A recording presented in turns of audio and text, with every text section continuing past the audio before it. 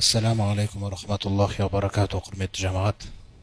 Алла тағаланың сәттілігін тілей отырып, иншалла пайғамбарымыздың өмір баяны деген имани сабақтарымызды жалғастырамыз. Өткенгі сабақтарымызда жалпы Адам алейхиссаламнан бастап Иса пайғамбарға дейінгі кезеңді бір шолып өткен болатынбыз. Ендігі кезек осы Меккедегі жағдайға тоқталамыз. Аузу биллахи минаш шайтанир раджим. Аллах Тағала Құранда айтқандай: "Ва изи батала Ибрахима раббуху би калиматин фа атаммахунна. Қала инни жаилука линнаси. Қала ва мин зуррияти. Қала ла яналу ахди залимин." Сол бір кез Аллах Тағала Ибрахимді пайғамбарлыққа таңдап, оған үлкен жауапкершіліктерді міндеттеді. Содан Ибрахим алейхиссаламның Сара деген жұбайы Құддыс тарапында болды. Құддыстан бір 30 шақырымдық жерде Халил деген қала бар. Қазіргі осы Ибрахимнің лақабатына байланысты аталған. Өйткені Алла Тағала Ибрахимді Халил тұтқан, яғни адал дос деген мағынада. Сол жақта Исхақ тәрбиеленеді. Меккеде Аллах Тағаланың бұйрығымен Ибрахим Хаджар анамызды және Исмаилды сәби күнінде Алла Тағаланың әмірімен әкеп тастайды. Осы Ибрахим Аллах Тағаланың таңдаған құлы, осы қасиетті орындарда жетекшілік қылатын, осы жердегі жердің бетіндегі адамзатқа сол кездегі имамдыққа таңдаған. Имамдыққа таңдардан бұрын Аллах Тағала Ибрахимді көптеген бұйрықтарымен имтиханнан өткізеді. Яғни ашхаду ан ла илаха иллаллах дегеннен кейін осы ла илаха иллаллахның талаптарын бұйырады.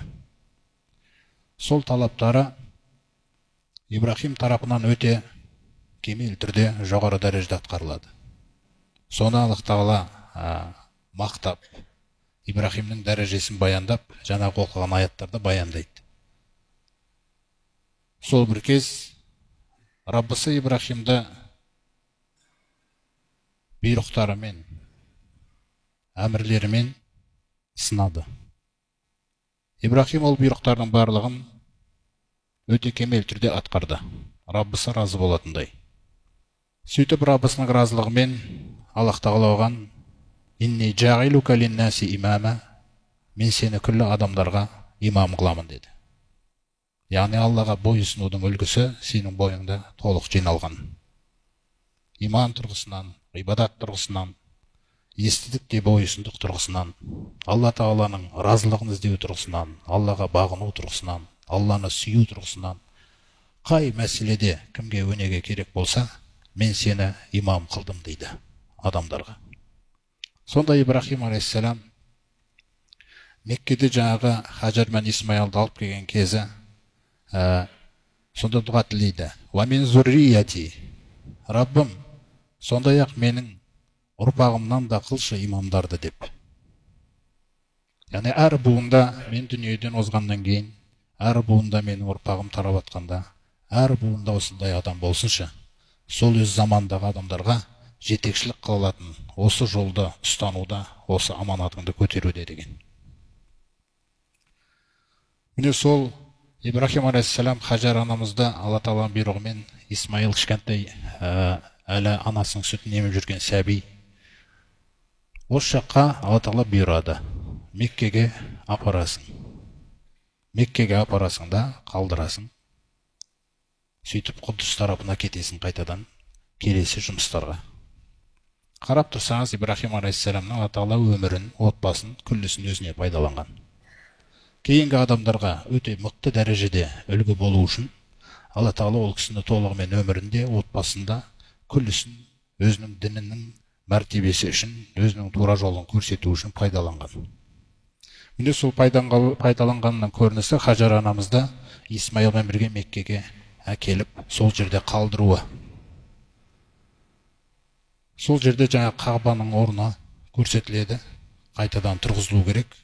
Сол Қағбаның қасына екеуін әкеп қалдырып, Исмаилдың жатқан жері жақында Зәмзәм шығатын жер болады, сол Қағбаның қасындағы. Сондай-ақ Алла тағаланың бұйрығымен кері қайтып баратқан кезінде Хажар анамыз әдеттегі әйелге тән табиғат, әйелге тән сезім тұрғысынан: ей Ибрахим, мынандай елсіз жерде, ешкім жоқ жерде, су жоқ жерде, азық жоқ жерде бізді тастап кетіп бара жатсың ба дейді. Алла тағаланың бұйрығымен Ибрахим теріс айналып жауап беру керек болмаған. Өйткені Алла тағаланың даналығы қамтыған күллі нәрсені ол шешті бұл істі. Содан Ибрахим теріс қарамай сол бағытталған бетінде кетіп бара жатады.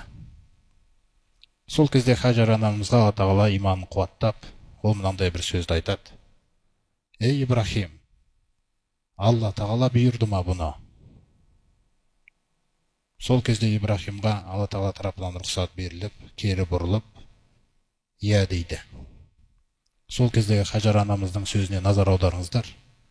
Онда Алла тағала бізді жоймайды ғой дейді. Ешкім жоқ о жерде. Бір әйел мен сәби баланы елестетіңіз. Соны Алла тағала Ибрахим алейхиссалам дұғасын келтіреді Ибрахим сүресінде. Сол кетіп баратқаннан кейін, адам болғаннан кейін де, пайғамбар болса да, жаңағы жерде Раббысына жалбарынып дұға жасайды. Сонда айтады: Роббана, Раббымыз, яғни менің Раббым, Хажардың Раббысы, мына Исмайылдың Раббысы, инни асканту мин зуррияти, мен осы ұрпағымның бір бөлігін, яғни Исмайылды анасымен осы жерге тұрғызып кеттім.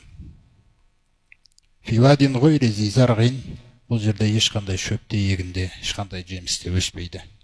Бірақ айнда байтик әл-мухаррам, сенің қасиетті Қабаның қасында. Роббана лиюқимус сола, Ибрахимнің жаңағы тәртібі, сол жерде тәрбиесінің негізі баяндалады. Раббым, бұл жерде мен оларды намазды тұрақты атқарулар үшін қоныстандырдым деп. Намазды ұмытып кетпесінші дегендей мағынада.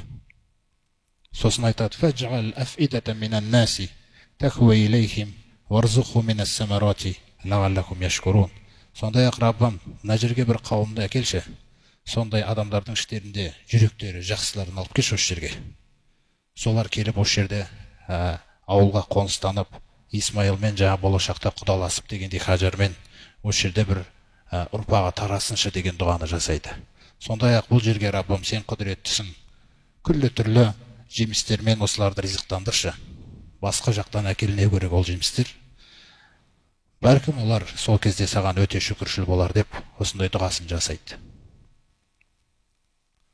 Міне сондай-ақ тағы да бір қайталайды: Робби джғални муқимас сола, Раббым, мені намазды тұрақты оқитын қыл. Ва мин зуррияти, Раббым, сондай-ақ ұрпағымды да сондай намазды тұрақты оқитын қыл. Роббана ва тақоббал дуғай, Раббымыз, менің дұғамды қабыл алшы. Роббана ғфирли, Раббым, мені кешірші, вали валидайя валил муъминина яума яқумул хисаб, сондай-ақ ата-анамды және де күллі мұъмин атаулына есеп алынатын күні деген жаңағы дұғасын жасайды. Сонымен Алла тағала бағыттаған жаңа Құдыс жаққа қарай кетеді. Бұл жерде жаңа Хажар анамыз қалады Исмайылмен. Сөйтіп Алла тағала өзінің жаңағы жоспарын сол жерде істетіп бастайды. Хажар анамыз жаңа өздерімен болған су, азғантай құрма, барлығы азығы таусылғаннан кейін адамдар көрініп қалам екен деп, мына қазіргі қажылыққа барған адамдар біледі, Софа мен Маруаның арасы. Сол екеуі екі төбешік болып тұрады. Сол Софаның үстіне шығып, мына жаққа қарайды, біреу көріне ме екен деп. Соны жүгіріп Маруаға дейін барып, оның үстіне шығып тағы қарайды, Алладан сұрайды, жалбарынады. Осы жерде бір нәрсе жаңағы жүгірістер жасап жүрген кез еді. Міне солардың сол еңбегін ешқашан ұмытпауымыз үшін Алла тағала бүгінгі күні де қажылықтың рәсіміне кіргізіп қойған. Осы тарих естеріңнен шығып кетпесін.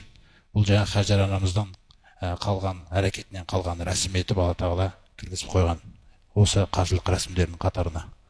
Солай жалынып, Алла тағаласына жалынып жүгіріп жүрген кезінде Алла тағаланың әмірімен Жибрил келіп, сол Исмайыл жатқан жерден жерді ұрып зәм-зәм суы шығады. Міне сол зәм-зәм суы шыққан кезде жаңа Хажар анамыз қасына келіп, зәм-зәм деген сол жерде осы зәм-зәм деп аталған. Содан Исмайылда жаңағы сүт қайтадан өзіне сүті толып, Исмайылды емізіп, сосын көп ұзамай бағанағы Ибрахим алейхиссаламның келесі дұғасы қабыл болады. Бір Журхум деген тайпа келеді, ру келеді, мінездері өте жақсы, сондай әдепті, Хажарға өте мәдениетті түрде сөйлеседі. Тіпті келген кезде біз осы жерде қоныстансақ бола ма сіздердің қасыңызда, мына су сіздің иеңізде екен, сіз осы судың иесісіз, сондай ақ мына бала осы қаланың иесі дегендей мағыналардың бәріне келісіп сол жерге қоныстанып, көп ұзамай Алла Тағаланың қалауымен Исмайыл да жаңағы өседі. Міне осы Исмайыл алейхиссаламның өсіп жатқан кездегі жағдайына әрдайым Ибрахим әрдайым келіп кетіп тұрады. Келіп жағдайларын біліп, нұсқауларын көрсетіп Алла Тағала тарапынан. Сонымен күндердің бір күні Алла Тағала Қағбаны тұрғызуды қалайды. Исмайыл өсті, қасына тас көтеретіндей жағдайға жетті. Содан Алла Тағала айтады: "Аузу биллахи минаш шайтанир раджим", сол Бақара сүресінде: "Ва из ярфағу Ибрахимул қауағида минал бейти ва Исмағилу Раббана тақаббал минна иннака антас самиғул алим". Сол бір кез Ибрахим және Исмайыл екеуі Қағбаның іргетасын көтеріп жатқан кездер еді дейді. Алла Тағала тарапынан бір тас Ибрахимнің аяғының астына бағындырылады. Ана биіктеу жері келген кезде тас көтеріледі. Жаңа тасты Алла Тағала жұмсақ қойған, тарихи кітаптарда айту бойынша ана табаны батып табанның ізі қалатындай, онда Алла Тағаланың даналығы қалаған. Сонымен жаңа бір іргесін бітіреді, екінші жақты айналады, жаңағы тас айналып жүреді өстіп. Сөйтіп Қағбаны көтереді. Исмайыл алейхиссалам жаңағы тастарды әперіп тұрады. Сонымен Қағбаны көтерген кездер еді. Сол Қағбаны көтеріп болғаннан кейін Раббымыз мынаны бізден қабыл ал, сөзсіз сен естушісің, көрушісің дегендей сол жаңа дұғаларын жасайды. Сосын сол жерде тағы бір жасаған дұғасы: "Раббана ва джална муслимейни лака". Мына адам қанша өзі мұсылман болса да, сол мұсылмандығынан тайып кетпеу. Осы мұсылманда жаңағы мұсылмандықта мықты болу, бекем болу деген нәрсе бұл мұсылманның уайымы екен. Оны байқасақ, Ибрахим алейхиссалам пайғамбар бола тұра мынандай жаңа дұғаны айтып жатыр: "Раббана ва джална муслимейни лака". Раббымыз мені де осы Исмайылды екеумізді өзіңе берілген мұсылман қылшы. "Ва мин зурриятина", сондай ақ біздің ұрпағымыздан, осы Исмайылдан таратын мына жақтағы ұрпақтан да умматан муслиматан лака, өзіңе берілген мұсылман үмбетін жасаш дейді. Бұл мұсылман үмбеті сол сахабалар болып шығады ғой ертең. "Ва арина манасикана", сондай ақ Раббымыз мына жерде өзің қажылықты бұйырдың, сондықтан қажылықтың күллі рәсімдерін бізге көрсетіп берші. Қалай атқару керекпіз бұл қажылықта, амалдары қандай бұл қажылықтың. "Ва туб алайна иннака антат тауабур рахим", сондай ақ біздегі кемшіліктердің барлығын сен білушісің Раббымыз, біз саған тәубамен оралдық, тәубамызды қабыл ала көр деген жаңа дұғалар жасалады. Сосын үшінші дұғасы кетеді: "Раббана ва бa'ас фихим расула минхум", Раббым, сол жаңағы мұсылман үмбетін шығар деп сенен тіледім ғой осы Қағбаның қасында. Осы ұрпақтың ішінде, осы жерде өмір сүретін адамдардың ішінде бір елшіні шығаршы солардың ішінен дейді.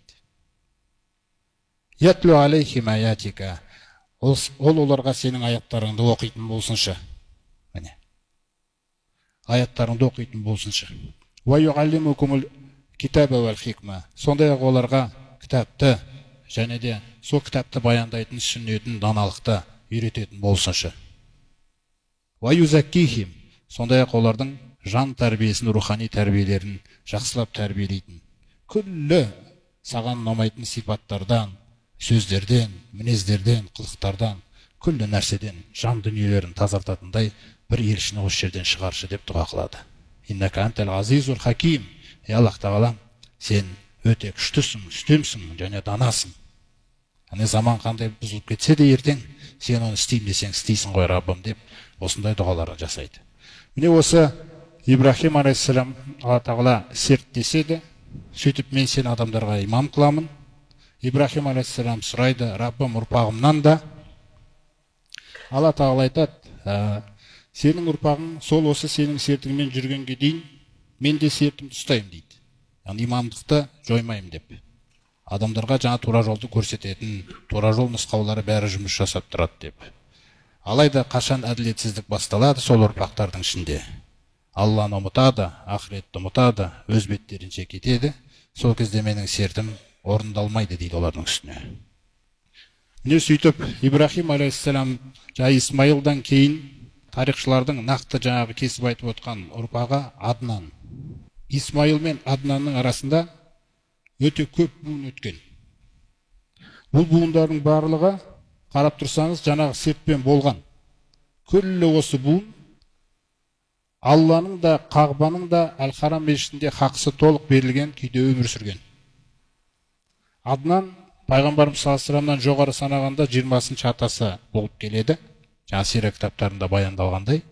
Сол Аднаннан Мағат тарайды буыны. Аднанның кезеңі жақсы, жаңағы сертпен жұмыс істеп жатыр. Аднаннан кейін Мағаттың буыны келеді, ол да солай болады. Мағаттың буынынан кейін Низардың буыны келеді. Низардың буынында да осы нәрсе жақсы істеліп жатады. Серт бәрі дұрыс болып жатыр. Алланың да Қағбаның да намазың да хақылары беріліп жатқан кезде. Жаңа Низар. Низардан кейін Мудор. Мудордың заманында сол болады. Мудордан кейін Ильяс келеді. 15-ші атасы болса, пайғамбарымыздан жоғары санасақ, Ильястан 3 бала дүниеге келеді. Жаңа кітаптарда айтылғандай, Мудрика біріншісі, негізгі аты Амир. Одан кейін Амру деген болады, сосын Умайр деген болады. Пайғамбарымызға келіп тірелетін атасы жаңағы Амир, Мудрика деген. Мудрикадан пайғамбарымыз саллаллаху тарайды. Мудриканың бауыры Амру, сосын Умайр болады. Сол Умайр деген лақабаты Қумаға. Қумағадан Лухай деген кісі дүниеге келеді. Баласы Лухайдан Амру деген кісі келеді. Осы Лухайдың баласы Амру сол өзінің заманында Меккеге жауапты сол кісі болып тағайындалған. Меккеге жауапты болып тағайындалғаннан кейін жалпы қажылық рәсімдері өте лайықты деңгейде жақсы атқарылып жатады. Жан-жақтан қажылар келген кезде жаңағы тамақпен қамтамасыз ету, қонақ үймен қамтамасыз ету, жақсылап қабылдап құлшылықтарын атқаннан кейін шығарып салу деген күллі осы аманаттар атқарылып жатады. Бұл аманаттарды олар жаңағы Ибрахим мен Исмайылдан мұраланған. Өйткені Аллах Тағала Ибрахим мен Исмайылға бұйырды. Ва ахидна, серт алғанбыз, келіскенбіз, иля Ибрахима ва Исмаиля, Ибрахим мен Исмайылдан. Антоххира байтия, мына Әл-Харам мешітімді, Қағбамның айналасын өте таза ұста. Ей Ибрахим, кімдер үшін? Литто ифина, тауап жасап келем дейіндер болады. Уәл-ғакифина, иқтикафқа кірем дейтіндер болады. Вар-рукка суджуд, рукуқ жасаймыз, сәжде жасаймыз дегендей.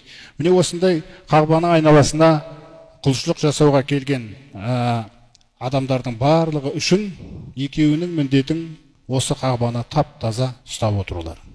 Сондай-ақ қажылар келген кезде жолдарынан шаршап келгендеріне тамақтарын беріп, шамаларын келгенше жақсылап шығарып салып, осы сендердің міндеттерің дейді. Осы негізгі аманаттардың үлкені осы еді өзі. Қағбаның қасында өмір сүріп жатқаннан кейін Исмайылдың ұрпақтары жаңағы істетіп отқан. Содан жаңағы кезеңде Лухайдың баласы Амру деген кісі келеді. Бұл кісі де сол міндеттерді жақсы атқарып жүреді. Мінезі жалпы жақсы, кеңпейіл, сондай жаңағы жақсы қасиеттері сира кітаптарында көп айтылған. Алайда сол бір кездер иманның нұсқаулары, ғибадаттың нұсқаулары сондай бір маңызды болмай, немқұрайды қаралған кездер болған. Ол кісі Шам елдеріне сапар жасап тұрған кезде Шам елдеріне барады. Шам елдері ол кезде насаралардың ықпалында болған. Насаралар иудейлерді біраз қыспақ көрсетіп, иудейлердің көбісі бірнеше тайпасына Медина жаққа көшіп келгенде болатын.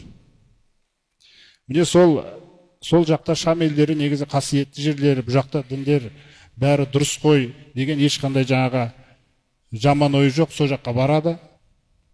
Сөйтіп барған кезде бір мүсіндерге табынып жүрген адамдарды көреді. Мүсінге табынып жүрген адамдардан мыналарың не деп сұрайды. Сосын олар айтады, міне осы бізге Аллаға жақындататын нәрсе. Біз жаңбыр жоқ кезде тілей қойсақ, осыларға барамыз да жалбарынамыз, жаңбыр жауа қояды. Жамандықтар келгенде бара қоямыз, жамандықтар кете қояды. Осы сөздерді негізге алып, бұны қайтаратын, теріске шығаратын білім жоқ бұл кезде. Сөйтіп жаңағы сол жақтағы бір Хубал деген үлкен бір мүсінді керуенмен көтеріп алып келеді. Сөйтіп соны келіп Қағбаның қасына қояды. Айналадағы жаңа күллі халық мынау не нәрсе дейді. Олар айтады, мен осындай бір елдің қасында болдым, олар осылай істейді екен, содан бізге де артық болмас деп алып келдім дейді. Сөйтіп халықта да оның ісін қайтаратын нәрсе жоқ. Жаңа өзі Алла Тағала Құранда айтқандай, «Фалаула кана минал қуруни мин қабликум». Ей пайғамбар, егер де сендерден бұрынғы өткен ғасырларда, буындарда улу бақия, сол иман, Алла Тағаланың жалғыздығы, жалғыз Алладан басқа тәңір жоқ, сыйынатын болсаң тек Аллаға сыйын, құлшылық қылсаң тек Аллаға құлшылық қыл деген осындай мұраны көтеріп жүрген жаңағы бір мұра егерлері болса еді ғой дейді. Янхауна анил фасади фил арди. Жердің бетіндегі бүліктен тыйып отыратын. Жердің бетіндегі ең үлкен бүлік өзі Алла Тағаланың хақысының кетуі адамзаттың өмірінен. Ол кеткеннен кейін күллі жамандық тармақталып келе береді өзі. Көптеген жақсы қасиеттер бойымызда араласып жүре берсе де. Міне сол Амр ибн Лухайды пайғамбарымыз саллаллаху алейхи айтады, маған от көрсетілген кезде, тозақтағы көптеген азаптар көрсетілген кезде, маған Амру ибн Лухай көрсетілді дейді. Мен оны көрдім, қарны жарылған, шек қарны сол тозақтың ішінде сүйретіп жүргенін көрдім дейді. Иннаху кана ауала ман гойяра ахда Ибрахим дейді. Ибрахимнің сертін ең әуелі бұзып өзгерткен осы дейді. Міне осы жаңағы мүсіндер қойыла бастайды. Кейін жаңағы Лат, Ал-Узза, Манат, Нәжім сүресінде айтылғандай негізгі мүсіндер пайда болады. Жаңағы керуен сапар жолында біреу қойылады, теңіздің қасында, біреу Таифта қойылады, біреу Таиф пен Меккенің арасында қойылады. Міне осындай мүсіндер көбейе бастайды. Сосын мүсіндер әрбір үйде пайда болады. Сөйтіп ғасырлар, буындар өтіп келе жатыр ғой. Сонымен жаңа өзі 20 пайғамбарымыздың дүниеге келгеннен кейін аталарының санына қарайтын болсақ, айттық 20 ата. Бағанағы Мудрика бар, Мудрикадан одан кейін жаңа Хузайма келеді. Хузаймадан Кинана деген аталары келеді. Сол буындарда бірте-бірте бұтқа табыну күшейіп келе жатыр. Әрбір буын келген сайын, әр буында бұтқа табыну және бұттың саны күшейіп келе жатқан кезеңдер еді. Содан заман келеді, 11-ші ата Қурайш. Қурайштың негізгі аты Фихр деп аталған, бірақ Қурайш деген лақабат қойылып, сонымен Қурайш деп танылған. Ол жаңағы 11-ші атасы пайғамбарымыз саллаллаху алейхи көтерілетін. Одан кейін 4-ші атасына келетін болсақ Қусай болады. Бері қарай жақын Қусайдан Абдуманаф, Абдуманафтан Хашим, Хашимнен Абдул-Мутталиб, Абдул-Мутталибтен Абдулло, жаңа пайғамбарымыз саллаллаху алейхи әкесі. Сол Абдулладан пайғамбарымыз саллаллаху алейхи дүниеге келеді. Міне осы Қусайдың кезінде, жақын аталарына тоқтап кетсек, Қусайдың заманында сол кісі тағайындалады. Меккенің жаңағы негізгі шаруалар осы кісінің қолында болады. Сонымен жаңағы жан-жаққа тарап кеткен, әртүрлі тайпа, румен болған соғыстардың кезінде Қурайштар кішкене тентіреп әр жерде шашылып кеткен болатын. Сол Қурайштардың барлығы Меккеге әкеліп, соларды шоғырландырған, сол жерде жаңағы көптеген жақсы істер жасайды. Соның бір жаңа өздері Қағбаның қасынан мәжіліс үйін ашады. Ең бірінші болып ашқанда осы Қусай, Килабтың баласы. Мәжіліс үйі, сол жерде бүкіл шаруалары шешіледі, бүкіл жағдайлары, соғыс істері болсын, тағы басқа нәрселер болсын, осы жерде мәжілісте шешілетін болған бәрі. Содан жаңағы қажыларға қызмет ету мәселесі ол жақсы атқарылып жатқан.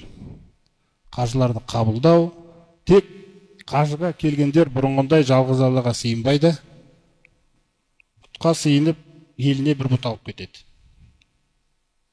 Бұл қалай пайда болады десеңіздер, біздің заманда да, мысалы қазір біреуміз Қытайға барамыз, сосын бізді ақиқатты түсіне алмасақ, терісісті қайтаратын білім бізде болмаса, мысалы бір бақаны сатып аламыз, бір Қытай сатып тұрады, бақа аузында бір тиын тұрады, наны офисіңе қойып қойсаң, ақшаны шақыра береді саған дейді. Соны алып келеміз де біз офисімізге қойып қоямыз. Тура осылай жаңағы Лухай ибн Амру осылай бір мүсінді алып келген. Бір жақсылық әкелетін шығар бізге деп. Сосын сіз оны өзіңіз білмесеңіз, ана жерде балаңыз жүгіріп келсе, әке мынау бақа не нәрсе десе, бала бұл ақшаны көбірек әкелетін нәрсе деп қойсаңыз, осылай бұзылған. Кішкентай нәрседен есі кете береді адам. Сондықтан сондай жағдай Қусайдың заманынан кейін Абдуманаф, Қусайдың баласы, сол Абдуманафтың кезінде 4 баласы болады ол кісінің, Абдуманафтың. Хашим, Ал-Мутталиб, Абдушамс, сосын Нуфайл. Осы төртеуі 4 керуенді басқарады. Ол кездегі олардың заманда орын алған бір экономикалық табыс әкелетін жолдарының бірі 4 керуен шығады бұларда. Бұл 2 керуен қысты күні, 2 керуен жазды күні шығады. Хашим деген баласы Абдуманафтың мына Шам еліне қарай жүреді. Шамға қарай жүреді. Шамда Палестинаға соғып, Палестинада Ғазза деген жер бар. Сол Ғаззаға өзі көп үйір болады. Сол Ғаззаға әрдайым соғып кетеді Шам еліне барған кезде. Сол себептен ол қаланың өзін Хашимнің Ғаззасы деп атайды тарихта. Сосын Ал-Мутталиб деген келесі баласы, ол Йеменге қарай сапар шегеді. Йеменге. Абдушамс Эфиопияға қарай. Эфиопияға қарай сапары Қызыл теңіздің үстімен өтетін, қалғаны екеуі Шам мен Йеменге Қызыл теңізді жағалап жүреді. Ал енді Иракқа баратын Нуфайл деген бала, осы керуенге сол кісі ие болады, ол шөл даламен жүреді. Міне осы керуендер Меккеге негізгі табыс әкелетін экономикалық бір кіріс жасайтын үлкен бір істер еді, шаруалар еді. Бұл Абдуманаф осы 4 баласына бекітіп, Абдуманафтың 4 баласы осы нәрсені басқарған. Сөйтіп, Хашим сол Шам елдеріне бара жатқан сапарында Ясриб, Медина. Мединаның бұрынғы, Мадина қаласының бұрынғы есімі Ясриб. Сол Ясрибке соғып, сол жақта араласатын адамдары бар өздерінің. Наджар руынан Сәлма бинт Амир, Сәлма деген қызға үйленеді сол жақта. Сөйтіп үйленіп, қасында біраз болады. Сонымен Сәлманың аяғы ауыр болады, некелескеннен кейін бәрі. Сол Хашим Ғаззаға қарай жолға шығып кетеді. Сол Ғаззаға жолға шыққан кезде Сәлма аяғы ауыр, Ғаззаға барған кезде ол кісі дүниеден озады. Ағайындары хабарды естиді. Сосын Сәлма босанады. Босанған кездегі баланың шашы аппақ болады. Шашы аппақ болғаннан кейін де Шайба деп қояды анасы атын. Шайба деген сөз ақшаш деген мағынаны білдіреді. Содан Мутталиб, Хашимнің бауыры ғой, 4 ағайынды дедік, Мутталибке хабар жетеді. Осындай жерде Хашимнің баласы бар. Ұрпағы сол жақта қалып қойды, сіздерге үлгеріп хабарлап үлгермеді, Ғаззада қайтыс болған уақытта. Онда Мутталиб бірден жолға шығам деп жиналып, Ясрибке барады. Ясриб Медина қаласы қазір. Ясрибке барып, Сәлманың туған ағайындарына бәріне жолығып, баланы көріп, көзіне жас келіп, баланы мен алып кетем дейді. Өйткені Хашим ішіміздегі ең жақсы ағамыз біздің. Сондықтан Хашимнің артында қалған мал дүниесі бар, істері бар, Қағбаға, Әл-Харам мешітіне жауапкершіліктері бар. Осы істерге бұл бала керек. Сондықтан Алланың үйінің қасына алып бара жатырмыз. Сондықтан бізге беріңіз деп, олар көніп баланы беріп жібереді. Сөйтіп, кішкентай баланы алып келіп Меккеге қарай келе жатқан кезде адамдар бауырының аты Әл-Мутталиб болғандықтан, ол бір құл сатып алды екен деп, адамдар Абдул-Мутталиб деп ат қояды. Шайба деген аты содан бастап өзгеріп кетеді. Құл сатып алды екен деп. Алайда кейін келіп баяндайды, бұл Хашимнің баласы. Міне, Хашимнің артындағы мұрагер осы болады деп. Сөйтіп, Әл-Мутталиб ер жетеді, өте жақсы сифаттары болады бойында. Қажетті сифаттар, елді басқара алатын, даналық сифаттары, осы Қағбаға жауапкершілікті жақсылап тұрып көтеретін. Сондай осы Абдул-Мутталибті Алла бұрынғы аталарына бөлемеген бір ерекше бір нығметтерге бөлейді. Өйткені жақында Құдай қаласа біраз уақыттан кейін пайғамбарымыз саллаллаху дүниеге келу керек. Сол пайғамбарымыз дүниеге келгенде, сосын ол пайғамбар болып жіберілген кезде, оның сөйлейтін уақия, немесе Алладан уақи келіп жатыр деген сөзі, Алла Тағаланың сөзін жеткізуінің бәрі бір таң қалып, сондай күмәнданатын нәрсе болмас үшін бұл кісілердің өзін сондай нәрседен өткізеді Алла Тағала. Сөйтіп Абдул-Мутталиб Қабаның қасындағы ана Хижр деген дуал бар ғой, қасында дуал бар. Сол дуалдың қасында ұйықтап жатқан едім дейді бір түні. Түсімде бір келуші келді де хабар берді. Содан Тайибаны қаз деп айтады. Сосын мен түсімде Тайиба деген не деп сұраймын дейді. Сосын жоқ болып кетеді дейді ана кісі түсімде. Тайиба деген негізі таза деген мағынаны білдіреді. Екінші күні сол жерге мен ұйықтаймын қайтадан. Сол ұйықтаған кезде маған жаңағындай хабаршы тағы да келеді де айтады: Барраны қазып ал деп. Ол Барра деген не деп? Сөйтіп жаңа кісі жоқ болып кетеді. Үшінші түнде сол жақта боламын. Үшінші күні де маған келіп, Маднунаны қазып ал дейді. Маднуна, Барра, Тайиба деген есімдердің барлығы Зәмзәмнің атаулары. Сол жаңағы хабарда келген, күллісі таза, пәк, таусылмайтын, сарқылмайтын деген мағыналарды беретін нәрселер. Сонымен төртінші түні мен ұйықтаған кезімде маған Зәмзәмді қаз деп келді дейді. Мен Зәмзәм не деп сұрап едім, ол ешқашан суы таусылмайтын нәрсе деп жауап берілді дейді. Суы таусылмайды, оны қалқысаң да қалқыған сайын шыға береді. Ол анау қасапханадан шыққан қалдықтарды, шек қарындар, қан төгіп жатқан нәрселерінің астында, соның астында көмілулі жатыр. Ана құмырсқалардың илеуін көресің, және үстінде қонақтап жүрген сауысқандарды көресің деген түсі осылай баяндалған. Осыны көргеннен кейін бірден жаңа орынды қарап, Қабаның қасындағы ана орынды байқайды. Сол жерде қоқыстар төгілген жер. Бұл жер кезінде жаңағы Журхум руы тарихи бір оқиғаларға байланысты қаланы, Мекке қаласын тастап кеткен кезде Зәмзәмді көміп кеткен болатын. Сол көмілгеннен кейін, одан кейін адамдар оның орнын білмеген. Сол жаңағына Алла Тағаламен байланысты білімнің кеткен уақыты ғой бірге. Көріңіз, ол да кетті, Зәмзәм де кетті. Зәмзәмнің көміліп қалу асыл ол бар. Оны қазір ашсаң шығайын деп тұр.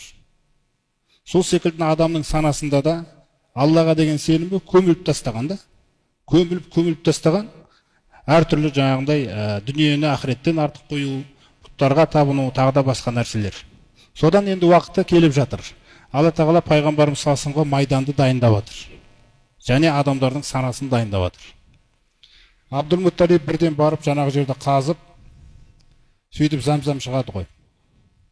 Зәмзәм шығады, Зәмзәмнің қасынан тағы қылыш, әртүрлі сауыттарды тауып алады. Жаңағы бір киіктің бейнесінде құйылған таза алтынды табады, екі киіктің мүсінін. Соның барлығын жаңағы ертіп, бұны маған Алла Тағала көрсетті. Сондықтан мен бұл алтынды өзіме алмаймын. Мен бұны Қағбаның есігіне, топсасына, сол нәрселерге пайдаланамын деп, жаңа балқытып соған пайдаланады да ол. Зәмзәмді табылған кезде, көз ашылған кезде Құрайыштар келеді. Сөйтіп айтады: Абдул-Мутталиб, мына судың иесі жалғыз сен емес, бізде Исмайылдың ұрпағымыз. Сондықтан біздің де хақымыз бар бұл суға. Егер сен келіспесең, біз бәрібір таласуымызды, дауласуымызды қоймаймыз, бір төрелерді шақырмайынша дейді бұл іске. Абдул-Мутталиб айтады: мен сендерді бұған ие қыла алмаймын. Түсте маған кеп көрсетілгеннен кейін таңдалған мен. Сондықтан мен сіздерге бұны серік қыла алмаймын, сендерді бұл Зәмзәмға дейді. Ал енді әкелетін төрелеріңізді әкелсеңіздер, әкеліңіздер. Не айтар екен көрейік дейді. Сосын олар айтады: осындай Шам елінде Сағат деген бір руда бір сәуегей кісі бар. Көріп кел, жаңа сондай нәрсемен айналысатын. Содан барып төрелік сұрайық дейді. Сонда жаңағы істерден қайтпайтын мінездері сол жолға шығып кетеді ғой Шамға. Сол нәрсенің жаңағы төрелігін аламыз деп. Жолға шығып кеткеннен кейін бұлар сахарада сулары таусылады, Абдул-Мутталибтің суы таусылады, өзінің қасындағы адал серіктердің суы таусылады. Ол кезде Абдул-Мутталибтің тек қана Харис деген баласы болатын, жалғыз баласы, жалғыз ұлы.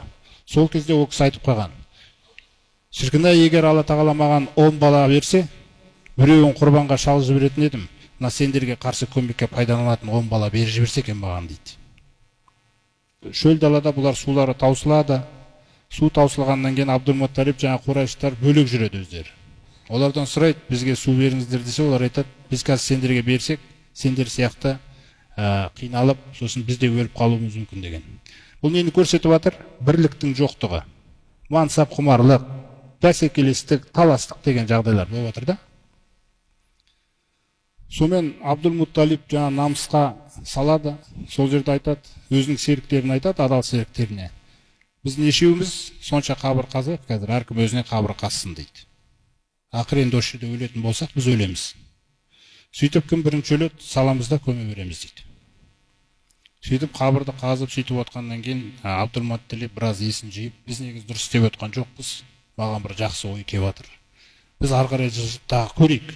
Мүмкін бір жақын жерден бірдеңе шығып қалар ма деп, түйесіне отырып, түйесі орнынан көтерілген сол екен, түйенің астынан су шығады. Бұлақ бұрқыраған кезде жаңа қуанғаннан сол жерде жаңағы өздерінің нелеріне суды толтырып, су ішіп, шөлдері қанып, сол жерде Қурайштардың көзі жетеді де, сонда айтады. Мынандай шөл далада суды тек сенің түйеңнің астынан шығарып, сені сусыз қалдырмаған Алла, ана Замзамды да саған берген екен. Біз енді таласпаймыз, елге қайтайық, бәрін Алла шешті дейді. Міне осындай жағдай Меккеге сосын жаңа қайтып келеді. Осы жағдайларда сөйтіп Замзам ашылды. Яғни бір жақсылық келе жатыр. Пайғамбарымыз сасынға майдан дайындалып жатыр да. Сонымен Абдулмутталиб өстіп меккелік шаруаны басқарады. Сол жақтағы жаңа Қағбаға жауапкершілік қызметін атқарады. Қажыларды қарсы алып осындай болып жүрген бір кез. Сөйтіп бұл кезде Йемен жақта Абраха деген кісі болады. Сол Йеменде жаңа бұлар енді насаралар жалпы Эфиопияға кіреді. Оның басқарып жатқан жері Эфиопияға Бодан. Эфиопияда Наджаши деген жаңағы лақабатпен басқарылады өзі. Негус дейді ғой. Сол Абраха Йеменде үлкен бір жаңағы шіркеу тұрғызып атады. Сол шіркеу тұрғызып атады да, содан өзінің жаңағы адамдардың арасында айтып жүреді. Наджашиге жіберген хатында, жіберген елшілер арқылы жіберген сөзінде, мен осындай үлкен шіркеу салып жатырмын. Құрметті Наджаши, сіздің разылығыңызға жету үшін міне осындай шіркеу салып жатырмыз біз. Сондай-ақ осы шіркеуді салып жатқан тағы бір мақсатым Қағбаға қарай қажылық жасап жүрген арабтарды осы шіркеуге әкеп бұрсақ. Осындай жаңағы саясат болады оларда. Сөйтіп өстіп жүрген кезде осы хабарлардан бір сыбыс естіген бір меккелік араб сол жақта жүрген Йеменде. Жаңағы шіркеудің ішін бір нәріспен былғап кетеді. Кейде дұшпан провокация деген нәрсеге қарап тұрады. Өзіңді кінәлі қылып жіберу үшін да, істейін деп тұрған жоспары өз тараптан шықпас үшін, белгілі бір сол себепті істедік дегендей нәрсе үшін, жаңа провокация деген нәрсе араңдату, бір нәрсеге қарай қоздырту, эмоцияңды пайдалануды. Сөйтіп эмоция пайдаланады, жаңағы кісі кәдімгідей нәріспен ана шіркеудің ішін жағып кетеді. Сөйтіп бұқаралық ақпаратта кім кінәлі болды? Бұқаралық ақпаратта жаңа жағып кеткен кісі кінәлі болды. Ал негізі қулық оларда басталған. Алла Тағала Фил сүресінде «Әләм яджғал кайдакум» деген сөзді қолданған. Алла Тағала олардың қулық сұмдықтарын заяға кетірмеді ме деп. Қулық сұмдық деген нәрсе жасырын істелінетін әрекет.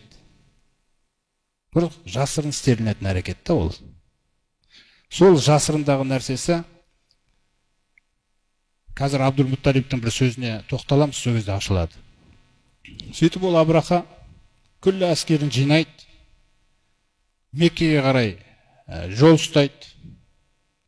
Әскер деген өте үлкен, әскерінің басында жаңағы бір пілді ертіп алған үлкен піл, сол пілмен мақсаты Қағбаны итеріп құлату. Сөйтіп осылай келе жатқан кезде Йеменнен аспай жатып, сол Йеменде химиярлық жаңағы осы Қағбаны қасиетті тұтатын арабтар бар еді. Солар сол жердегі көсемі Зунафр деген кісі сол өзінің елін Абраханың әскеріне қарсы көтереді. Біздің қасиетті Қағбамызды бұзуға баратыр екен. Сондықтан біз Қағбамызды қорғаймыз деп, олар сол жерде жаңа күресуге ұмтылады. Алайда Абраханың әскері өте үлкен болғандықтан олар жеңіліс тауып Зунафрды тұтқынға алып алады. Сөйтіп келе жатып, тағы бір жолда келе жатқан кезінде Хабиб, Нуфайл ибн Хабиб деген кісі Хосқама деген жерде, жолда, олар да өздерінің әрекеттерін көрсетіп, Абрахаға қарсы әрекетке жолынан тұрады, бірақ олар да жаңа жеңіп, ол кісіні де тұтқынға алып кетеді. Сөйтіп келе жатқан кезде Таифтың қасынан келеді. Мына оқиғаларға назар аударыңыздар. Яғни Қағбаны қорғаушылар бар екен. Адамдардың ішінде бір талпыныстар жасалды. Таифқа келген кезде Таифтың қасындағы адамдардың барлығы Абраха сөйлемей жатып шығасап, біз сендердікіміз, біз сендерге не істейді десеңдер соны істейміз. Біздің мына осы жердегі Таифтағы Әл-Лат деп аталатын жаңағы ғибадатханамызға тиіспесеңдер болды, Қағбаға қарай жол бөгемейміз дейді. Сөйтіп керек болса міне Абу Риғал деген кісі бар, мынау кісі жолды жақсы біледі деп, Абу Риғал деген кісіні ерттіріп жібереді. Мынау сендерге Меккеге қарай жолды әдемі көрсетіп береді деп. Сөйтіп Абу Риғалмен келе жатқан кезде Мұғаммас деген жер бар. Сол Мұғаммас деген жерге жеткен кезде жаңағы Абу Риғал сол жерде қайтыс болады. Бұл нәрсенің айтылып жатқаны осы Абу Риғалдың қабірі сол жерде. Әрдайым кейін арабтар сол жерден өткен кезде әрдайым ол кісінің қабіріне тас лақтырып өтеді екен. Қарғыс айтып тас лақтырып өтеді екен. Сен Қағбаға сатқындық жасадың деп та. Жалпы Қағбаны қастерлеу деген нәрсе болды да, Қағбаны қастерлеу деген нәрсе. Бірақ ол Алла Тағаламен бір лайықты деңгейдегі имани құлшылық мағынасында байланыстырылмады. Сонымен Абраха Меккеге жақын жерге келеді. Содан бір кісіні Абдул-Мутталибке қарай жібереді. Барда Меккенің басшысы кім, соған жолық, сосын айт, мен сендермен соғысуға келген жоқпын деп айт. Мен Абраха деген патшамын, сендермен соғысуға келген жоқпын. Менің мақсатым тек қана жаңа Қағбаны бұзу. Өйткені сендердің біреулерің біздің шіркеуді бұлғап кеткен. Алла Тағала Құранда айтады, Анғам сүресінде, аузу биллахи минаш шайтанир раджим. Ла тасуббу лазина ядуна мин дуниллахи фаясуббуллаха адуан биғойри илм. Ей иман келтіргендер, сендер олардың Алладан өзге табынып жатқан, сиынып жатқан нәрселеріне тіл тигізбеңдер дейді. Егер сендер олардың табынып жатқан нәрселеріне тіл тигізетін болсаңдар, олар Аллаға тіл тигізеді, сендерге қастасып білімсіз түрде дейді. Көрдіңіз бе? Мұсылманның характерін беріп отыр ғой. Тіліңмен жаңағы неңді маған қарай ұстат деп отыр ғой Алла Тағала. Менің үкіміме сабыр ет дейді, эмоцияны шығарма дейді. Сондай мақсат жаңағы мен Қағбаны ғана бұзуға келдім дейді, болды. Соғысам деп қарсы басатын болсаңыздар, сендерді онда аямаймыз дейді.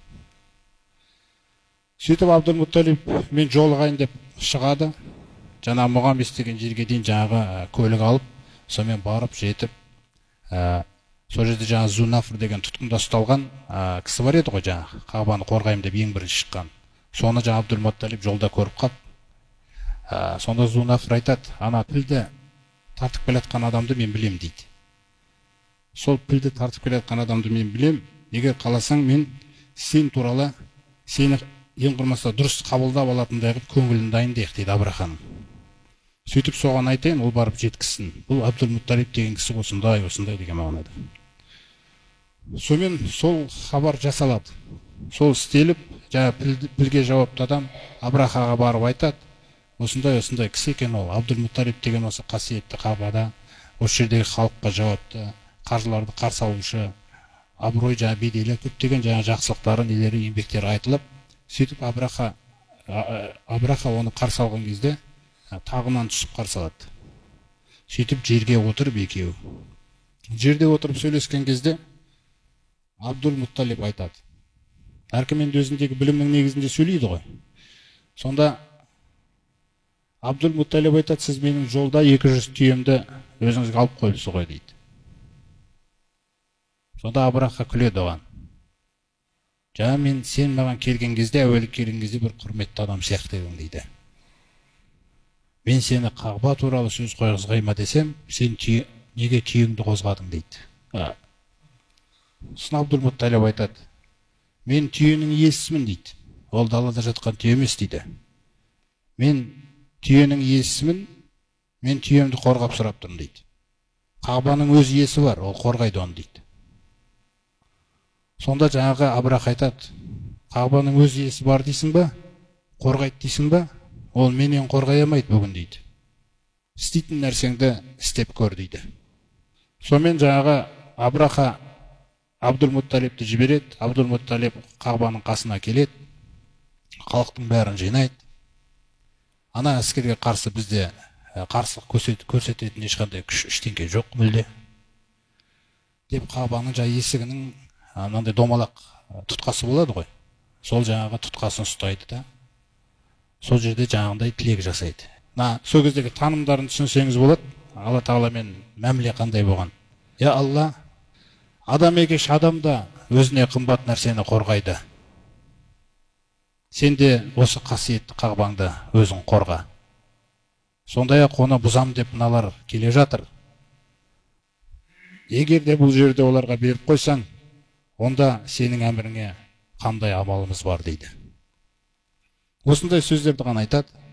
Сонымен бүкіл халыққа айтады, тауға қарай қашыңдар, жасырыныңдар, тығылыңдар. Сөйтіп барлық кеткен кезде Абраха жаңағы жерде келеді.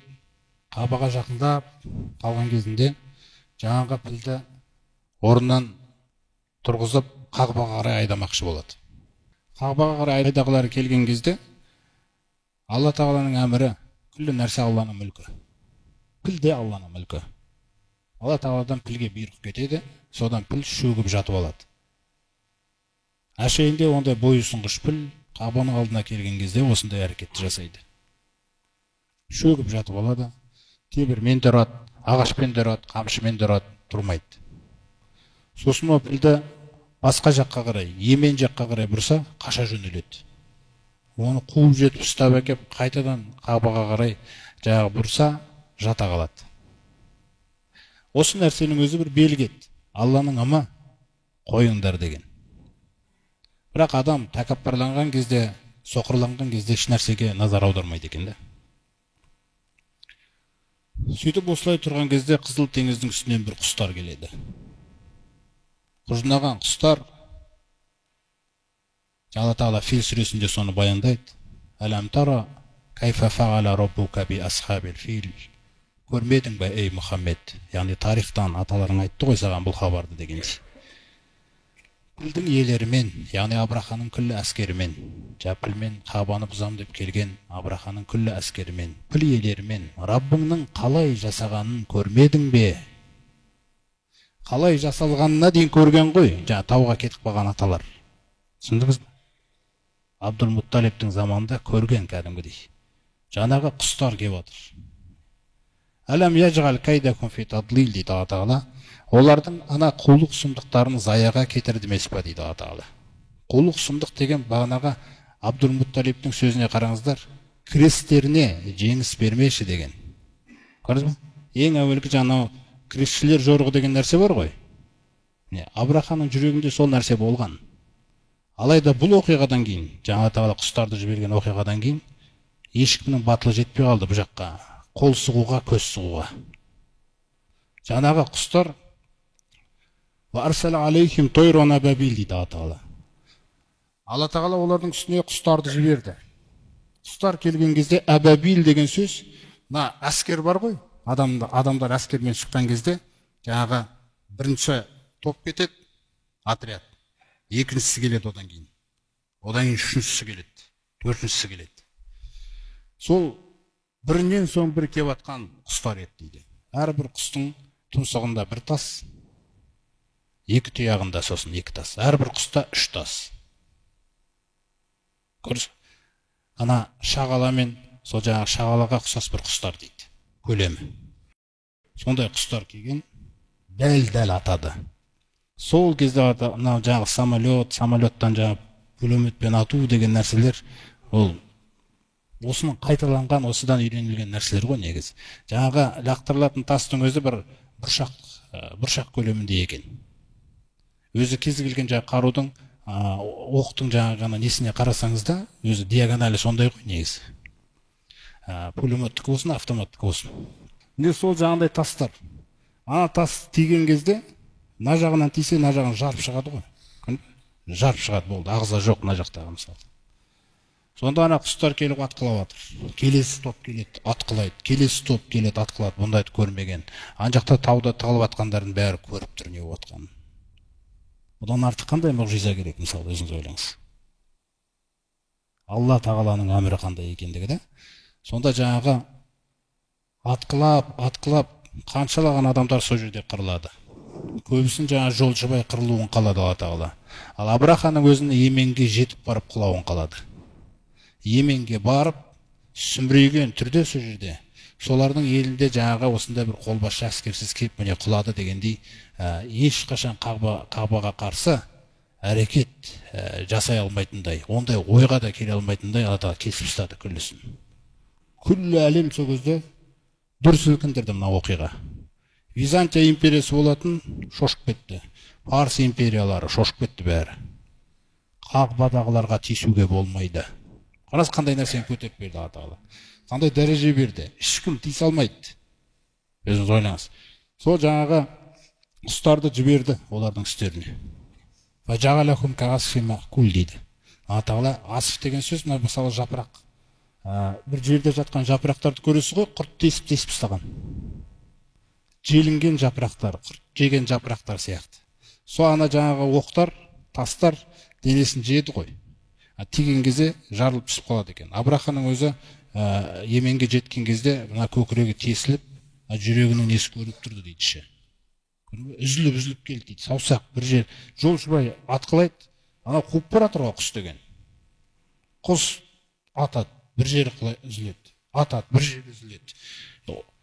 Жаңағы анау атқылау деген нәрсенің көкесін Алла тағала сол кезде көрсеткен екен. Кімде кім Аллаға қарсы шығам десе, оның ісі осындай болады деген нәрсені көрсетті ғой. Бұның барлығы сол жердегі жаңағы сол кездегі Аллаға серік қосып жүрген бір арабтардың құрметі үшін емес. Бұл жақында осы оқиғадан кейін 50 күннен кейін Құдай қаласа пайғамбарымыз салам дүниеге келеді. Осы пайғамбарға дайындалып жатқан майдан еді бұл. Бағанағы Абдул-Мутталибтің көрген түсі, түс көру, хабар келу деген нәрсемен Құрайыштарда танысты, ертең уахи деген нәрсеге таңғалмас үшін. Алла тағала құдіретін көрсетті, Алланың сөзі сөйленгеннен кейін қарсы келмес үшін де. Осындай үлкен оқиға болады. Піл оқиғасы, осы жыл өзі піл жылы деп аталады. Пайғамбарымыз саллаллаху алейхи ва саллям дүниеге келген жылды да піл жылы дүниеге келді деп айтылады. Ана дүниеге келу уақытында оқиғасын Алла тағала әдемі қылғанда осы оқиғамен байланыстырып. Күллі адамдар айналадағы Құрайыштың керуені кетіп баратқан болса, Шамға ма, Йеменге ма, Эфиопияға ма, Қызыл теңіздің үстінен, Иракқа ма, өзі 4 сапар ғой. Жаңағы екеуі қыста, екеуі жазда. Ешкім жақындамайды ғой жаңағы керуенге. Ешбір қарақшы бұл керуен анау жақтан қашады. Соқтан Алла тағала осы нығметті естеріне салып, Әл-Фил сүресінен кейінгі жаңағы Құрайыш сүресінде айтады. Ли иляфи Құрайыш дейді. Құрайыштың осындай тұрақтылық, жаңағы амандығы, тұрақтығы үшін дейді. Құрайыштың осындай тұрақты аманшылықта өмір сүріп жатқан өмір үшін дейді. Сондай-ақ осындай жандары үйреніп қалған өмір ғой. Ешкім тиіспейтін өмір. Ешкім тиіспейді. Тек қана айдаладан қарап біреулер. Бұлар Алланың адамдары деп айтады екен. Алланың адамдары, Қағбаның иелері, қасиетті жердің иелері деген сөз. Сонымен алданады бұлар, үріледі соған. Осындай жағдай болады. Бірақ шүкірлік жоқ. Кім бұл амандықты сыйлаған? Құрайыштың амандығын еске салайын деп отыр Алла тағала. Иля фихим рихлата шитаи ва сойф. Қыстыгүнгі керуен сапарлары жүріп атқан. Йемен мен Хабашаға қыстыгүні барады. Шам мен Иракқа жазды күні барады. Міне, жазғы және қысқы сапарларының кезіндегі амандығы үшін дейді Алла Тағала. Сол амандығы үшін шүкір етпей ме деген нәрсе жатыр.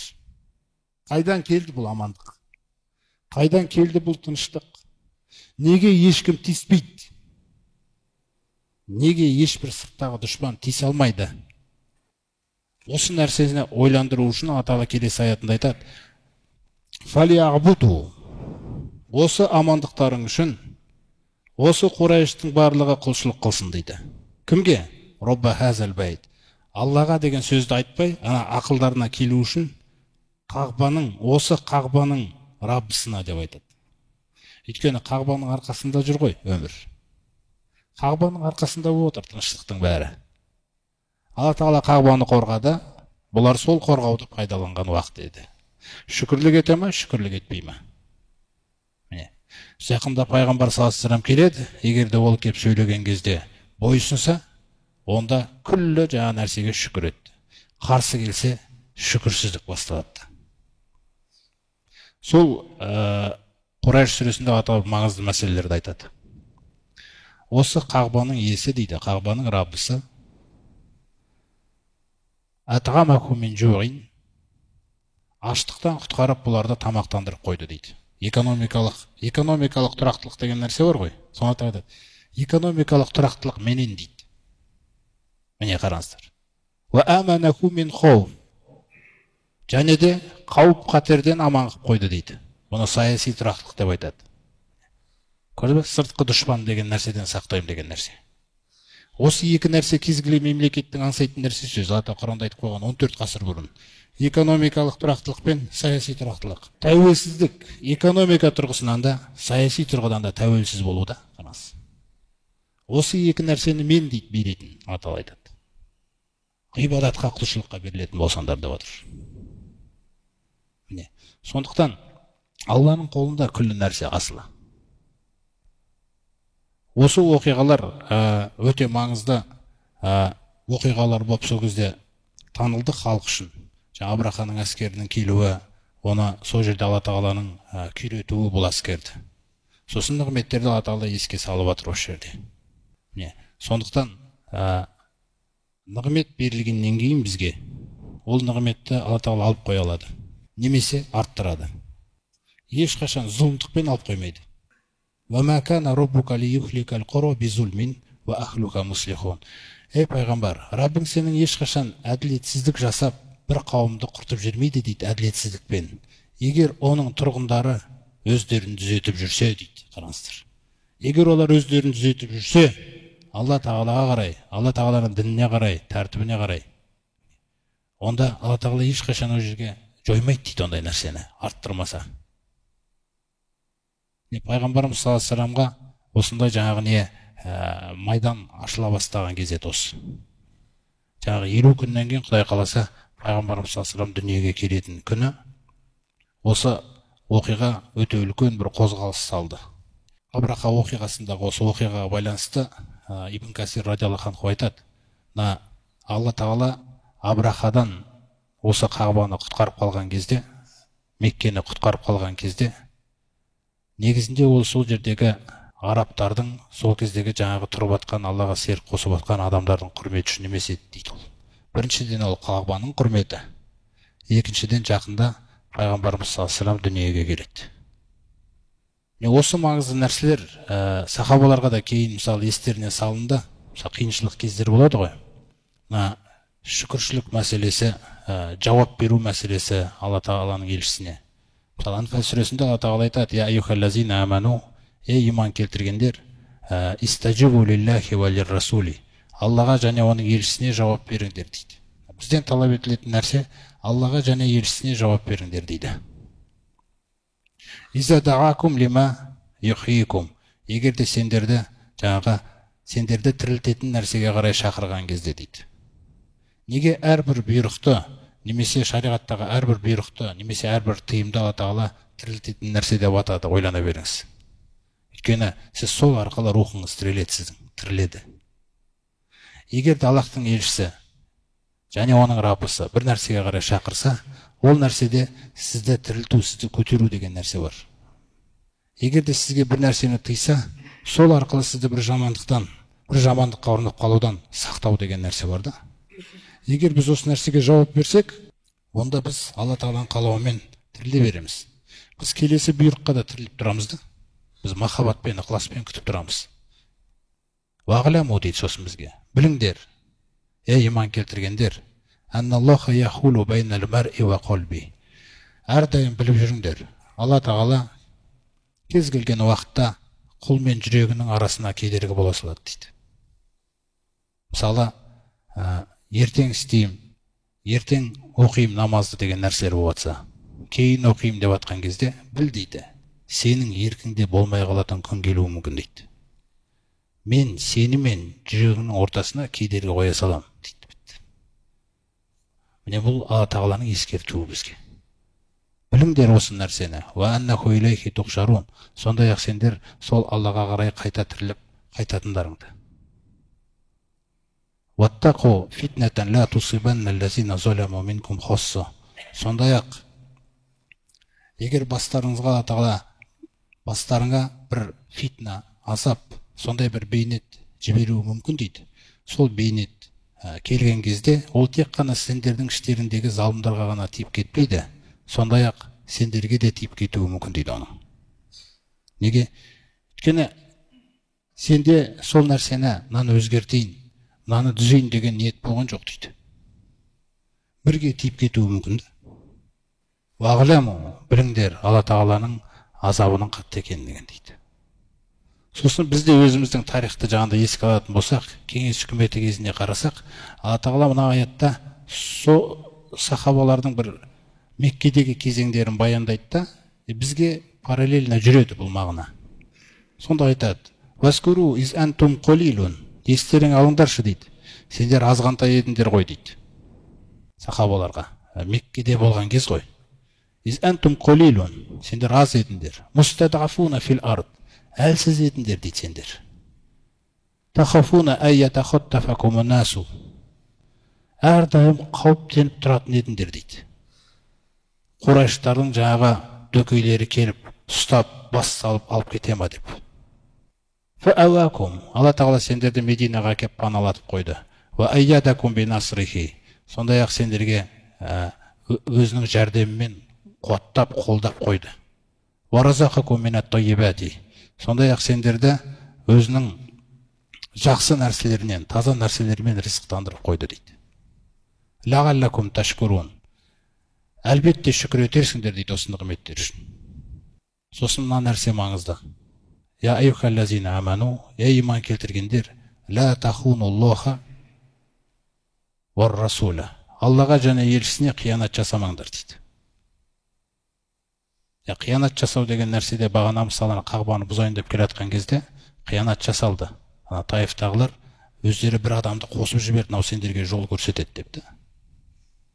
Кезінде отырарды құлату кезінде де отырардағы бір саудагер мұсылмандар ана Шыңғыс ханның саудагерлерін өлтіріп қояды ғой, эмоцияға беріліп.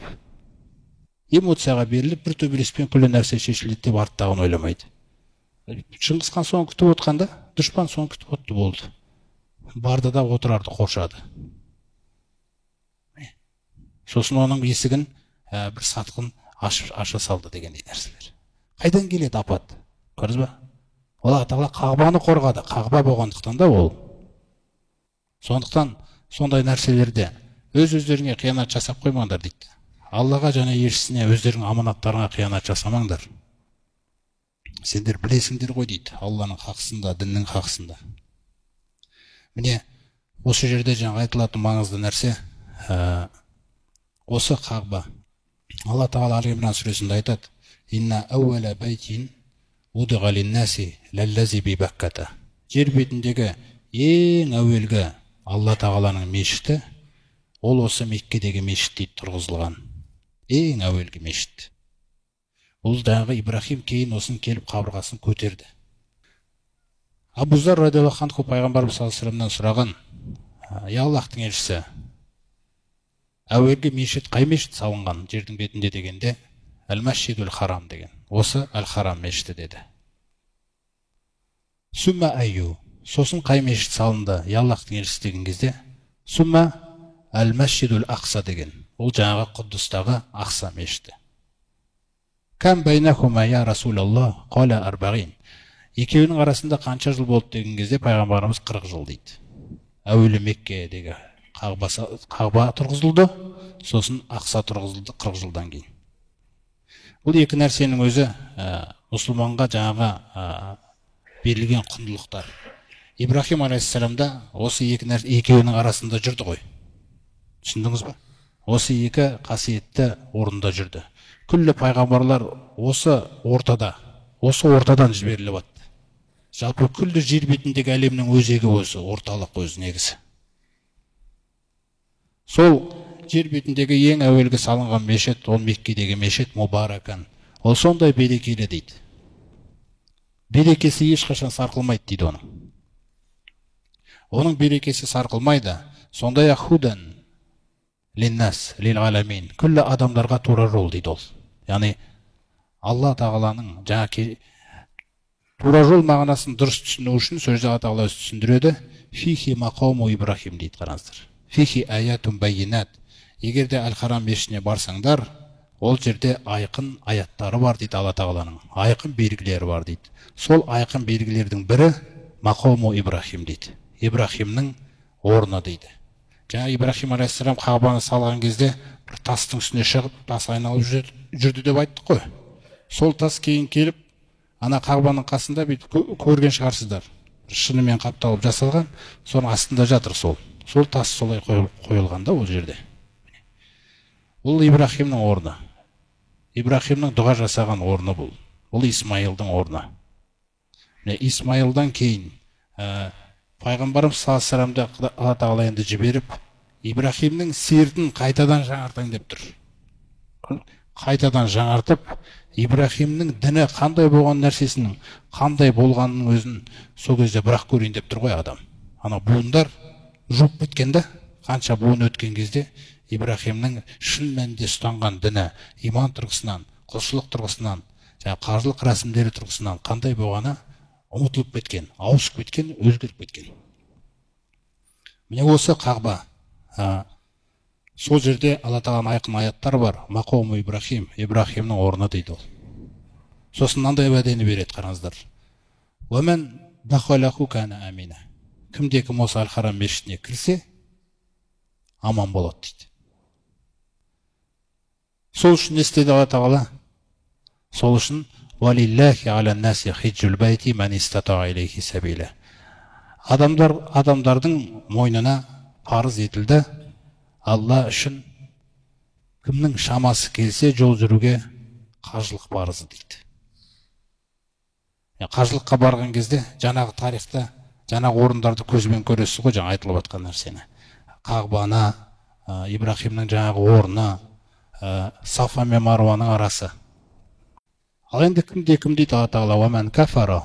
Кімде-кім мойындамайтын болса, мені де, менің айтқан Құранымдағы парыздарымды да, тыйымдарымды да, фаинналлаха ғанiyun анил ғаламин. Сөзсіз онда Аллах тағала күллі әлемдерге мұқтаж емес дейді.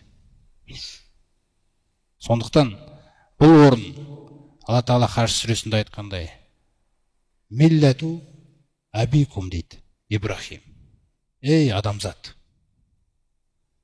аталарың Ибрахимнің жолы осы дейді өзі. Аталарың болған Ибрахимнің жолы осы. Хуа саммакумул муслимина мин қаблу. Ол сендерді бұрын да мұсылман деп атаған дейді. Ва фи хаза, сондай-ақ осы Құранда да сендерді мұсылман деп атаған. Сосын айтады, лиякуна расулу шахидан алейкум. Аллахтың елшісі сендерге куә болу үшін дейді. Қараңыздар. Алла тағаланың елшісі сахабаларды дайындап тәрбиелегеннен кейін дүниеден озатын кезінде күллі аманатты тапсырып, аманатты тапсырдым ба, үмбетім, тапсырдыңыз деді. Аллахумма фашхад деген, қараңыздар, пайғамбармен екі арадағы байланысты қараңыздар. Аллахым куә бол. Енді бұлар бұзатын болса, менің ол жерде жаңағы нем жоқ деп отыр пайғамбарымыз. Сондықтан мынау сендер үшін куә болады деп айтпайды жаңағы аятта. Сендердің үстілеріңнен куә болу үшін елшіні жібердік дейді. Сол секілді бізге тапсырылған нәрсе ватакуну шухада аланнас. Ал сендер күллі адамзатқа, ей Мұхаммедтің үмбеті, сендер күллі адамзатқа куә боласыңдар дейді. Куә деген нәрсе қарап жүресің бүйтіп. Жамандық істеп жатсың, неге істеп жатсың? Жақсылыққа шақырып, жамандықтан тыйып дегендей нәрсе. Сондықтан сендерге айтарым дейді Алла Тағала бізге: фаақимус солата, 5 уақыт намазды тұрақты оқыңдар. Ва атуз заката, зекетті төлеңдер. Ва атасиму билла, сондай-ақ Аллаға байланыңдар дейді. Алла Тағалаға байланыңдар, беріліңдер, ұстаныңдар. Хуа маулакум дейді. Қай жерде өмір сүріп жатсаң да, ей Мұхаммедтің үмбеті, қай ұлт болсаң да, ей пайғамбардың үмбеті, сендердің негізгі иелерің Алла ғой дейді. Фани'мал маула ва ни'ман насир. Қандай жақсы ие дейді ол Алла, және қандай жақсы жәрдемші дейді. Сондықтан Ибрахимнің өмірі, жаңағы салынып кеткен қаншама жаңағы мысалы еңбектер, олардың бәрі босқа істелген жоқ қой. Буыннан буынға тапсырылып отыратын нәрсе да. Әке мен баланың арасындағы нәрсенің өзіне келетін болсаңыз, Исмаил мысалы жаңағы Ибрахим алейхиссаламға Алла Тағала түсінде көрсетіп, түсінде бұйрық береді. Исмаил алейхиссаламды құрбандыққа шалу. Алла Тағала біледі не бұйырып жатқанын. Бірақ адам бірден жаңағы бұйырылған бұйрықтың өзін ғана ойласа, мысалы, бұл адам сабыр ету керек. Адамның сабырлығы, Алламен бірге деген сабырлығы, адам білу керек. Алла Тағаланың айтып жатқан нәрсесі дұрыс. Ол біледі не айтып жатқанын. Сен кішкене сабыр етсең, көресің оның нәтижесінің сен ойлағандай емес, басқа нәрсе болатындығын. Сонда жаңағы Исмаил баласын құрбандыққа шалу бұйрығы кетеді. Ойлаңыз қандай нәрсе. Сүйген баласы қартайған кезінде өз айтып жатыр: Алхамдулиллахи аллази вахаба ли алал кибари Исмаила ва Исхақа. Алла Тағаланы мақтаймын, қартайған шағымда Исмаил мен Исхақты маған берген дейді. Қартайған шағында берілген ол бала Исмаил, қанастыр. Ол Исмаилға үміт етіп жүрсің сен. Көрдіңіз ба? Тәрбиелеп жатсың, жақсы көресің оны. Сосын жаңағында бұйрық кетеді. Исмаилды құрбандыққа шалу керек. Бұл жерде Алла Тағаланың айтып жатқаны тікелей мағынадағы нәрсе емес. Нәрсе мысалы айтайық бізге сүйген нәрсеңді мен үшін жұмсай аласың ба деп жатыр ғой. Сонда жаңағы әкетайым, бұйырылған нәрсені орындаңыз. Алла қаласа мені сабырлардан табарсыз дейді. Екеуі сөйтіп жаңағы барып жаңағы бұйрықты орындауға барып, Ибрахим алейхиссалам баланы Исмаилды жатқызып, сонда бір риуаяттарда айтады: әкетайым, мені етбетімнен жатқызыңызшы. Мен сіз бұйрықты орындайын деп жатқан кезде мен көзім өзгеріп кетпесінші сізге қарай дейді. Сонда жаңағы пышақты қолға алған сол екен, бұл емес екен Алланың қалағаны.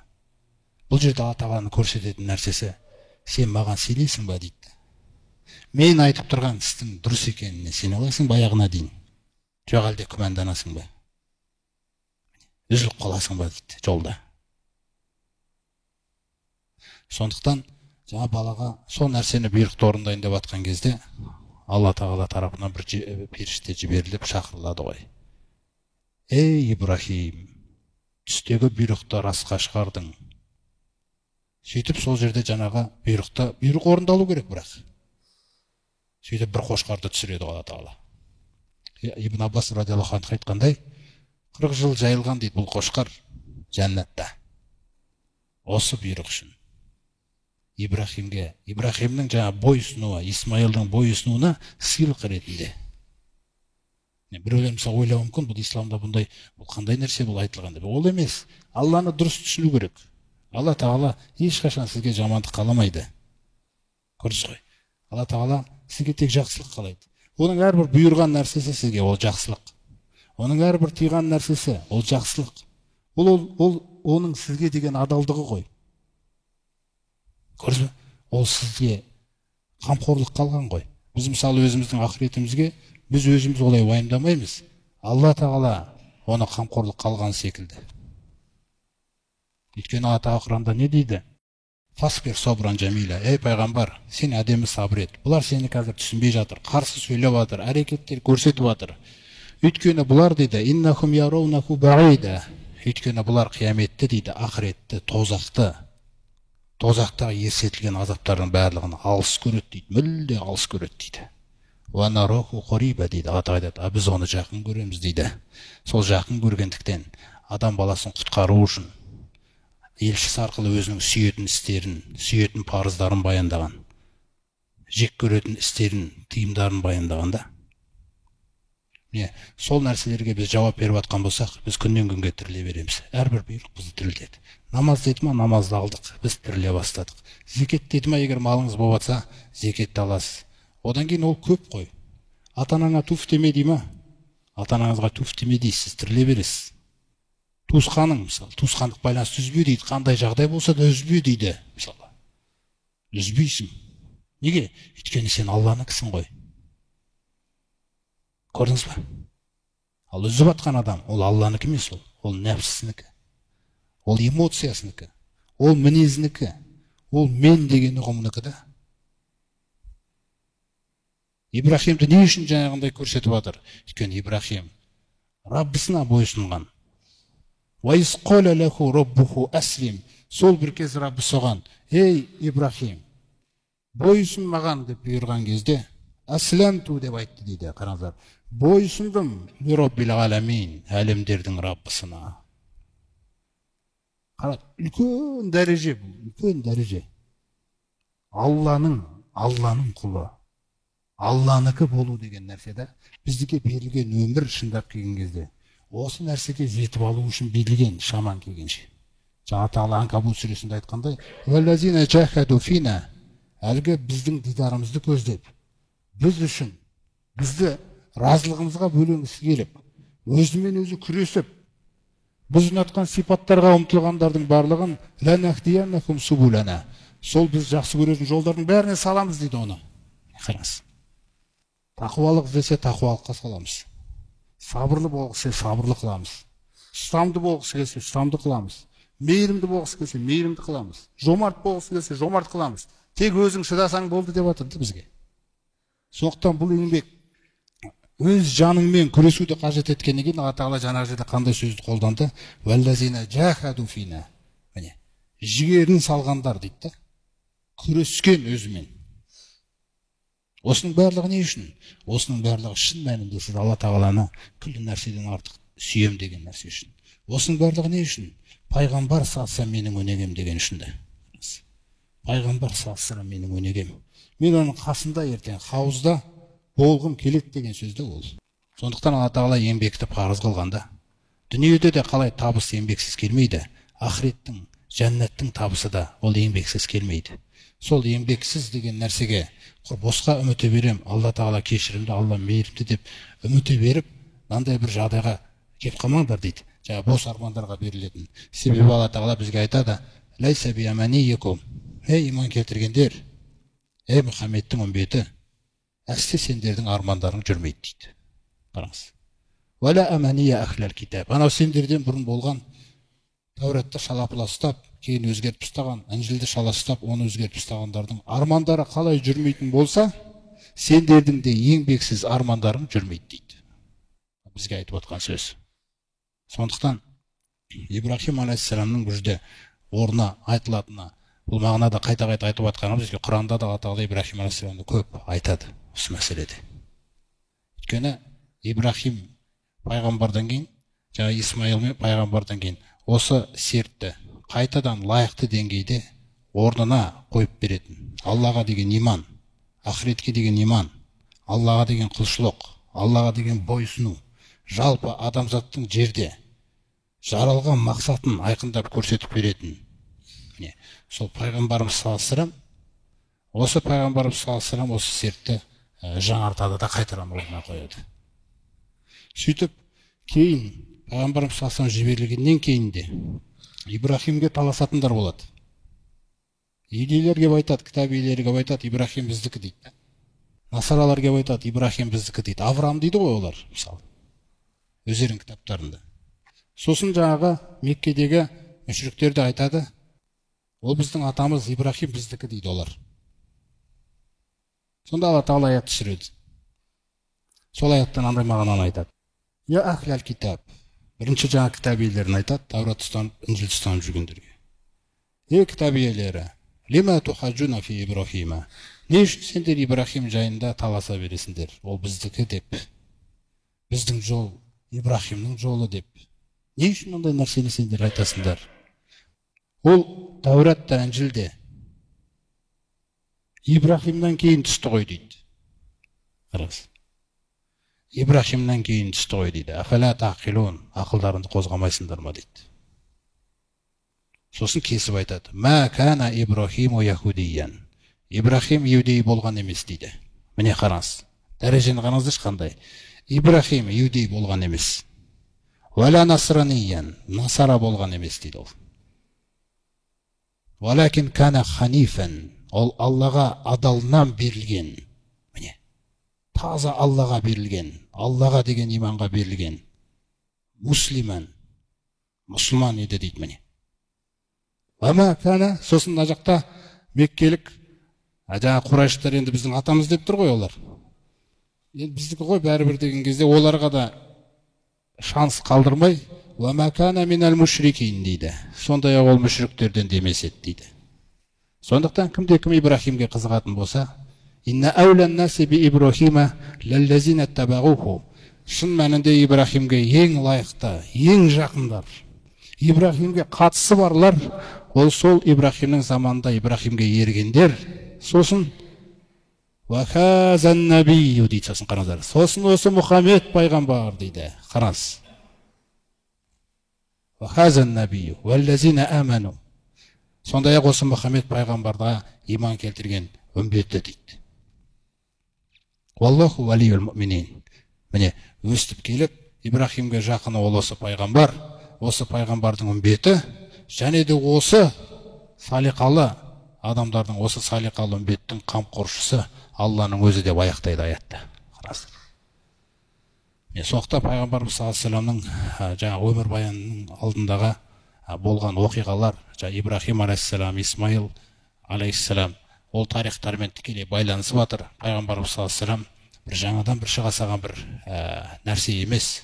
Ол осы күллі пайғамбарлардың ең соңғы тізбегін тәмамдап келген, осы тізбекті жалғаған, осына тізбектің мөрі болған Аллах Тағаланың елшісі. Жаңа өзі айтқандай, менімен басқа пайғамбарлардың мысалы, бір адам үлкен бір ғимаратта тұрғызып, сосын сол ғимаратта тұрғызғаннан кейін бір кірпіштің ғана орны қалған екен. Сосын адамдар сол ғимаратта айналып, олар таң қалысып, оларға сол ғимарат ұнап, сосын жаңа салушы адамға айтады дейді. Мынаны қандай керемет қып тұрғызғансың ана ғимаратта. Тек қана мына бір кірпіштің орнын ғана айтпағанда дегенде, пайғамбарымыз саллаллаху алейхи айтады, кунту тилка лабина, мен сол кірпішпін ғой деген. Ана хатаман набиин, мен сол пайғамбарлардың мөрімін деп. Міне, енді осы асыл пайғамбарымыздың жолы, құрмет жамағат, осы үмбеттің мойнында аманат. Қазақ болайық, басқа жерде жаңа біреулер Өзбекстанда өзбек болсын, Қырғызстанда қырғыз болсын, Арабстанда араб болсын дегендей нәрсе, қай жерде мен Алланың құлымын, әрі Мұхаммедтің үмбетімін десек, ол Мұхаммед пайғамбардың күллі осы ісі, өмірі, күллі амалдары, ол біздің мойнымызға аманат. Тура жол осы нәрсемен анықталады Алла Тағаланың қасында. Сондықтан пайғамбарымыздың өмір баянында осы мұсылмандығымыз, өзіміздің бойымыздағы иманымыз бір лайықты деңгейде, бір шынайылыққа ие болу үшін иншалла ұсынылып жатқан жаңағы уағыз ғой, пайғамбарымыздың өмір баяны. Сол осы пайдаларды Алла Тағала баршамызға нәсіп етсін. Аллах Тағалам, сен пәксің, сен мақтаулысың, сенің есімің берекелі, сенің даңқың жоғары. Аллах Тағалам, бізбен күнәлардың арасын бөгеп тыйып тұратын, өзіңнен қорқа білетін қабілеттен бір үлес берші бізге. Я Раббымыз, сондай-ақ жәннатыңа жеткізетіндей бойұсынудан бізге жеткілікті үлес берші. Аллах Тағалам, осы дүниенің бүкіл қиыншылықтарын бізге жеңілдетіп тұратын шәксіз сенімнен бізге үлес берші, я Раббым. Сондай-ақ біздің есту қабілеттерімізді, көру қабілеттерімізді, қуаттарымызды тірі болғанға дейін өзің разы болатын жолда пайдалануымызды нәсіп етші. Аллахым, ұрпақтарымызды да осындай жақсылықтарға мұра қылшы. Аллахым, сондай-ақ бізге дұшпандық жасағандарға қарсы өзің жәрдем берші. Аллахым, басымызға келетін қиыншылықтар дүниеде болса сенің жәрдеміңмен көтереміз, бірақ ол қиыншылықтарды ешқашан біздің дінімізге қатысты жасамашы, я Раббым. Я Аллах Тағалам, сондай-ақ осы дүниені біздің уайымымызға ақыреттен жоғары кетіп қалатындай дәрежеге жасатпашы. Сондай-ақ біліміміздің жеткен жері тек сол болып қалмасыншы, я Раббым. Аллахым, сондай-ақ біздің сұлтанымызды бізге рақымды қыл, я Раббым. Я Аллах Тағалам, осы алған білімдерімізді баршамызға пайдалы қыла көр. Сондай-ақ пайғамбарымызға сенің салауатыңды, сәлеміңді, рахмыңды, берекелеріңді тілейміз. Раббана атина фид дуния хасана ва фил ахирати хасана ва қина азабан нар. Bi rahmetike ya Erhamer Rahim.